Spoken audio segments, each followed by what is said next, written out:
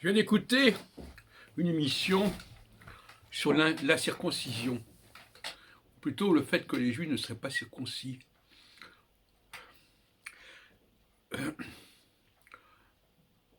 Véritablement, en lisant.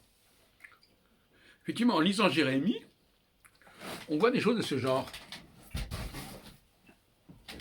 Jérémie chapitre 4, verset 4.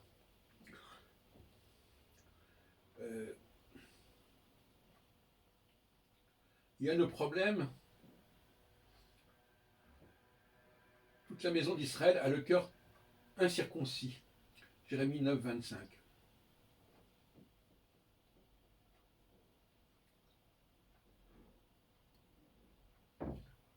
Et on nous dit que ça concerne les Juifs. Ça ne concerne pas les Juifs. Ça concerne les Israélites. Et les Israélites sont les ennemis des Juifs. Jérémie s'en prend aux Israélites, tout comme Ézéchiel d'ailleurs. Même s'il recherche une unité, le fameux Echad, qui en été quand on parle dans le schéma Israël du Echad, on parle de l'unité des peuples, mais aussi des dieux, parce que les Israélites adorent Yahvé, mais ils l'adorent à travers les idoles.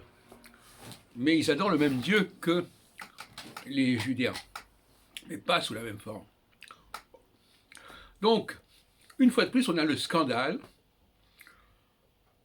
qui est presque délirant. On reproche aux Juifs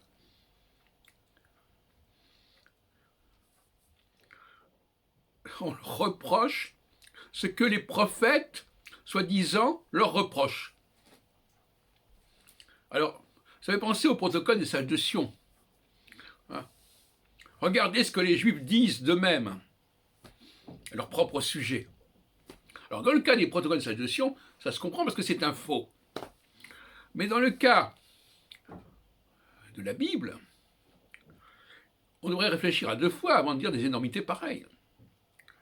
Pourquoi est-ce que les Juifs prendraient la peine de véhiculer des textes qui les condamnent? Il faut quand même se poser la question une toute petite seconde à ce sujet. En réalité, ces textes condamnent les gens d'Israël.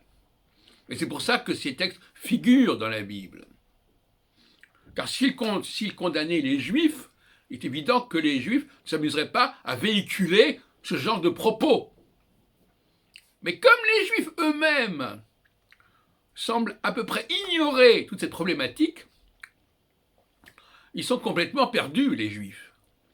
Parce qu'on leur lance des textes en disant, voilà, regardez, Israël est condamné, Israël est ceci, Israël est cela. Et ils disent, mais c'est nous, Israël. Mais non, ou c'est pas vous, Israël, seulement. La question là. Il faut mettre un terme à cette imposture. Et je relisais encore tout à l'heure Ézéchiel, qui disait de manière absolument puissante qu'il n'accepterait aucun étranger dans son sanctuaire parce qu'ils sont incirconcis à la fois de corps et de cœur. Ochel, Arel Bassar, Arel Lev. Et alors vous remarquerez qu'il y a une expression pour désigner les incirconcis, c'est les gens au prépuce. Ceux qui ont gardé leur prépuce sont condamnés et sont condamnés à n'avoir qu'un statut inférieur, en tout cas.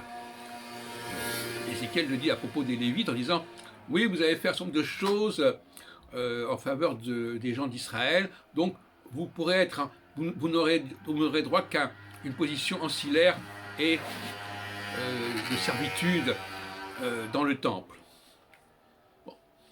Donc il y a des strates sociales différentes. Donc,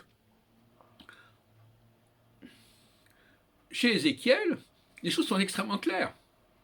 On ne veut pas d'étrangers. Dieu ne veut aucun étranger. Pour lui, le problème d'Israël, n'est pas du tout du même ordre que le problème des étrangers. Le problème d'Israël, bon, ça va se régler, ça va s'arranger d'une manière ou d'une autre. Les étrangers, ils sont exclus du système. On ne peut pas entrer dans le système, comme on ne peut pas en sortir.